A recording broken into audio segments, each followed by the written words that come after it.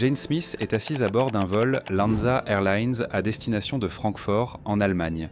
Elle termine son deuxième verre de vin rouge et attache sa ceinture de sécurité alors que l'avion s'apprête à atterrir. À sa sortie de l'avion, Jane se rend directement à la douane. Elle présente son passeport américain noir à l'agent. « Pourquoi êtes-vous ici ?» demande l'agent. « Pour fournir une assistance technique au consulat », répond Jane. L'agent tamponne son passeport et elle passe la douane. Jane retire quelques euros à un guichet automatique, prend un taxi jusqu'à un hôtel proche et s'enregistre. Jane a un peu menti lors du contrôle douanier. Elle ne travaille pas pour un consulat et malgré son passeport, elle n'est pas diplomate. Jane est un agent de la CIA, une pirate informatique. Elle se rend dans une base secrète gérée par son agence, secrètement installée dans le consulat américain de Francfort. Mais cette base, située au cœur de l'Europe, n'est qu'un maillon d'un gigantesque réseau qui s'étend sur le monde entier. Quelles sont leurs fonctions et comment ces bases opèrent-elles en territoire étranger ? Programme mondial de piratage de la CIA, station d'espionnage, que font les Américains ici ? Jane entre dans sa chambre d'hôtel et pose ses bagages. Elle s'est préparée à ce voyage en recevant des instructions pour se rendre à Francfort. Les magasins sont fermés le dimanche, les stations-service ne sont pas de bons endroits pour manger, ce genre de choses. Nous savons tout cela grâce à d'importantes fuites appelées Volt 7, datant d'il y a quelques années. D'une manière générale, cette vidéo s'appuie largement sur des fuites et des déclarations d'agents à la retraite. Le vol entre Washington DC et Francfort a duré 9 heures. Jane est épuisée et prend une douche. Elle prend soin de ne rien laisser qui puisse permettre de l'identifier. Elle emporte son téléphone et son ordinateur portable dans la salle de bain. Une fois habillée, Jane prend le métro U5 en direction de Pointe-Gachheim. Elle descend à l'Aregnerstraße, à quelques centaines de mètres au nord du consulat. Francfort abrite le plus grand consulat américain au monde. Officiellement, il dessert les résidents américains de la région, mais en réalité, ses activités s'étendent bien au-delà. À l'entrée principale, Jane présente son passeport noir et reçoit un badge jaune de visiteur. Elle suit les panneaux indiquant l'entrée du personnel sur le côté gauche du bâtiment du consulat. Jane présente son badge jaune à la porte et un garde lui ouvre. À l'intérieur du bâtiment, Jane traverse plusieurs couloirs et franchit une grande porte lourde pour atteindre le poste 1. Un marine américain l'attend derrière une vitre. Jane lui remet son badge jaune et reçoit en échange un badge bleu. Jane peut enfin entrer dans son nouveau bureau et se mettre au travail. Elle appelle son contact et fait connaissance avec les autres agents de la station. En 2013, il a été révélé que les États-Unis avaient espionné le téléphone privé de la chancelière allemande Angela Merkel pendant plus de 10 ans. La NSA aurait espionné la chancelière Merkel. Un porte-parole de la dirigeante allemande a qualifié cette idée de totalement inacceptable. L'opération a été menée par le Special Collection Service, une unité d'espionnage de la NSA et de la CIA qui n'existe pas officiellement. Officieusement, cette unité mène des opérations d'espionnage à partir de près de 100 ambassades américaines dans le monde, dont celle de Francfort. Mais Jane travaille pour une autre unité. Elle travaille pour la branche européenne du Center for Cyber Intelligence, la division de piratage informatique de la CIA. Jane et d'autres développent des cyberarmes. L'arsenal de la CIA comprend plus d'1 millier de systèmes de piratage et plusieurs centaines de millions de lignes de code. Certains de ces outils de piratage sont extrêmement puissants. La CIA pourrait transformer Apple, Google, Samsung et bien d'autres appareils en microphones secrets. Il existe des outils qui contournent le cryptage dans les applications de messagerie instantanée comme WhatsApp, Signal ou Telegram, ce qui permet à l'agence de collecter des messages textuels et vocaux. Mais il existe aussi des systèmes d'attaque comme le fine dining qui ne fonctionnent qu'à proximité. C'est là que la situation stratégique de Francfort entre en jeu. L'accord de Schengen permet à Jane de voyager de Francfort à presque tous les pays européens sans contrôle aux frontières. Si Jane voulait infiltrer des cibles hautement sécurisées non connectées à l'Internet, il lui suffirait de prendre le train, d'insérer une clé USB contenant des logiciels malveillants dans un ordinateur cible et d'être de retour à Francfort avant le dîner. Jane est une pirate informatique très douée. Si elle décidait un jour de quitter la CIA, elle pourrait mener une carrière très prometteuse en tant qu'experte en cybersécurité. Il lui suffirait de se constituer un portefeuille et de lancer son propre site web. Malheureusement, Jane n'est pas très créative en matière de design. Jane travaille à la base depuis un certain temps lorsqu'elle reçoit un appel téléphonique. Ses supérieurs ont besoin de son expertise ailleurs. Elle dit au revoir à ses collègues, quitte sa chambre d'hôtel et achète un whisky single malt avec le reste de ses euros au magasin hors taxe de l'aéroport. La prochaine destination de Jane est l'Australie. Jane descend de l'avion et se rend à la douane, mais les choses ne se passent pas comme prévu. L'un des agents semble la trouver suspecte et la soumet à un contrôle supplémentaire, mais elle est préparée. Les agents comme Jane sont généralement formés ici, au camp Peary ou, comme l'appellent la plupart des membres de la CIA, à la ferme, un site d'environ 10 000 acres situé près de Williamsburg, en Virginie. Il a été créé pendant la Seconde Guerre mondiale en tant que centre militaire.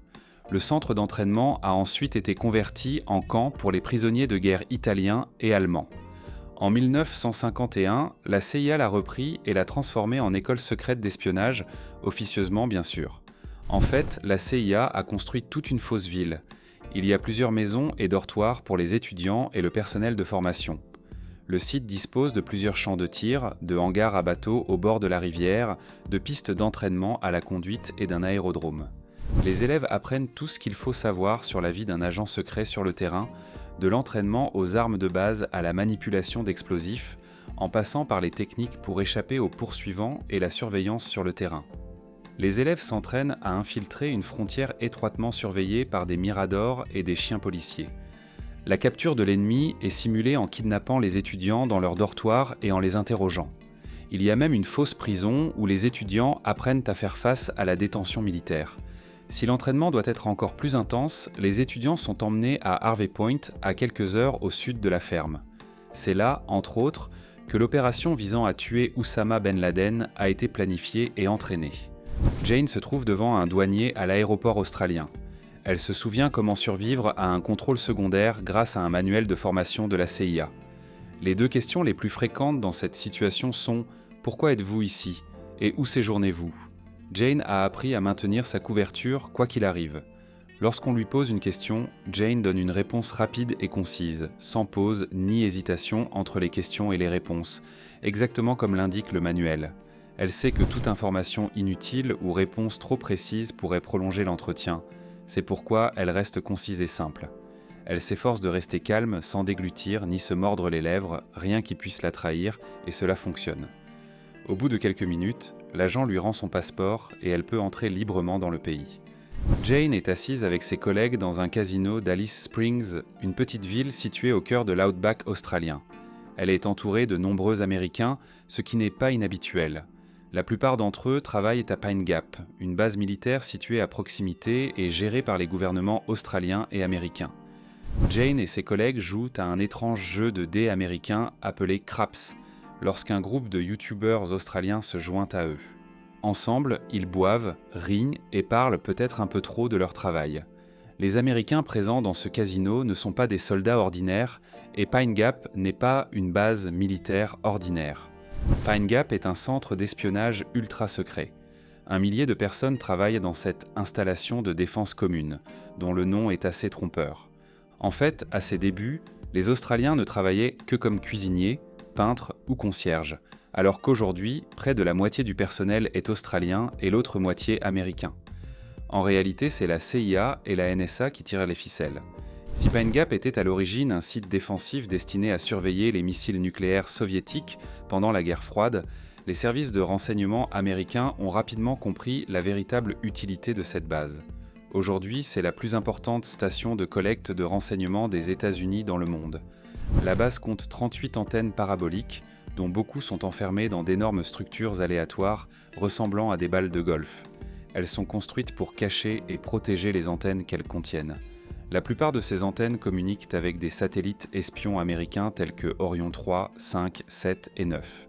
Ces satellites espions sont géosynchrones, c'est-à-dire qu'ils se déplacent en orbite à la même vitesse que la rotation de la Terre. La CIA peut ainsi intercepter presque toutes les communications sans fil en provenance d'Europe, d'Afrique et d'Asie, 24 heures sur 24 et 7 jours sur 7. Les programmes d'espionnage extrêmement puissants de la NSA, Echelon et XKeyscore, rendus publics par Edward Snowden en 2013, sont également gérés depuis Pine Gap. Ces programmes sont utilisés pour collecter systématiquement toutes les données, des conversations en ligne aux appels téléphoniques en passant par les courriels. Au cœur de la base se trouve le bâtiment des opérations d'une superficie totale d'environ 2000 m², soit à peu près la taille d'un petit magasin Ikea. La CIA, la NSA et d'autres agences y analysent toutes les données de renseignement entrantes. Pine Gap a joué un rôle essentiel dans la guerre contre le terrorisme menée par les États-Unis. Il a fourni des données en temps réel aux soldats sur le terrain en Irak et en Afghanistan et a été utilisé pour localiser les cibles des frappes de drones américains au cours desquelles des centaines de civils ont été tués. Un rapport très récent indique que les renseignements fournis par Pine Gap auraient aidé les forces israéliennes à attaquer des cibles à Gaza. C'est pourquoi, à la fin de l'année dernière, un groupe de manifestants a tenté de bloquer l'entrée de Pine Gap. Pine Gap a déjà été critiqué par de nombreux groupes différents, certaines personnes ont même réussi à pénétrer dans les installations. Plus récemment, ces youtubeurs australiens, par exemple, ont inspiré la création de cette vidéo. Regardez leur vidéo, elle vaut la peine d'être visionnée. Dois-je être plus enthousiaste ? Vous avez entendu ça ? On aurait dit des bombes qui explosent. Non, Jane a vu des endroits où peu de gens ont mis les pieds. Des bases secrètes de piratage informatique au cœur de l'Europe, des centres d'entraînement aux États-Unis et des stations d'espionnage en Australie. Elle connaît de nombreux secrets de la CIA, comme le fait qu'en 2000, un soldat américain de Pine Gap aurait créé un club échangiste secret à Alice Springs où se déroulaient des soirées endiablées. Mais il y a des endroits auxquels même Jane n'aura jamais accès. Le 6 septembre 2006, le président George Bush a admis ce que beaucoup soupçonnaient déjà. J'annonce donc aujourd'hui que Khalid Sheikh Mohammed, Abu Zubaydah, Ramzi bin al-Shibh et 11 autres terroristes détenus par la CIA ont été transférés à la base navale américaine de Guantanamo Bay. Dans ce discours, Bush a reconnu que la CIA exploitait un réseau de prisons secrètes dans le monde entier, appelé Site Noir. La prison la plus connue de la CIA se trouve à Guantanamo Bay, à Cuba. Elle a été construite pour les personnes soupçonnées de terrorisme international 4 mois seulement après les attentats du 11 septembre. Les 20 premiers détenus sont arrivés, mais Guantanamo n'est pas une prison ordinaire. Dans la plupart des cas, il n'y a pas d'inculpation officielle. Pas de procès, pas de condamnation officielle. Au total, 800 personnes ont été amenées ici. Certaines ont été soumises à des techniques d'interrogatoire renforcées, plus communément appelées torture. Souvent, la CIA ne disposait pas de preuves claires contre ces détenus. Le nombre et l'emplacement exact des sites noirs sont encore inconnus. Certaines étaient gérées par des services de renseignement étrangers. Au moins 10 de ces prisons ont été construites et gérées par la CIA. Plus de 50 gouvernements y ont participé d'une manière ou d'une autre. Si la CIA soupçonnait une personne d'être un terroriste, elle l'intégrait parfois dans son programme de restitution extraordinaire ou l'enlevait tout simplement. Le suspect était illégalement enchaîné, les yeux bandés, puis transporté par avion vers l'un des sites secrets de la CIA. Certaines de ces prisons auraient été planifiées depuis la base de la CIA à Francfort, tandis que la ferme aurait été impliquée dans des vols de restitution. L'une des prisons les plus importantes de la CIA se trouvait ici, dans une base militaire polonaise près du petit village de Stare Kiekuty. C'est dans cette villa de 2 étages que la CIA a construit l'une de ses toutes premières prisons après le 11 septembre, sous le nom de code Quartz. La CIA y a torturé de nombreux suspects. En compensation de l'utilisation du site, la CIA a payé au moins 15 millions de dollars et a équipé la base de caméras de sécurité d'une valeur de 300 000 dollars. Après de nombreuses années de déni, le gouvernement polonais a finalement admis en 2014 avoir accueilli la prison secrète de la CIA. Depuis, la Cour européenne des droits de l'homme a été saisie de plusieurs affaires liées à cette prison. Droits de l'homme a jugé plusieurs pays européens responsables d'avoir permis à la CIA de violer plusieurs droits de l'homme dans des prisons situées sur leur territoire. En 2009, le président Obama a ordonné la fermeture de tous les sites secrets, mais à ce jour, Guantanamo Bay accueille toujours une trentaine de détenus.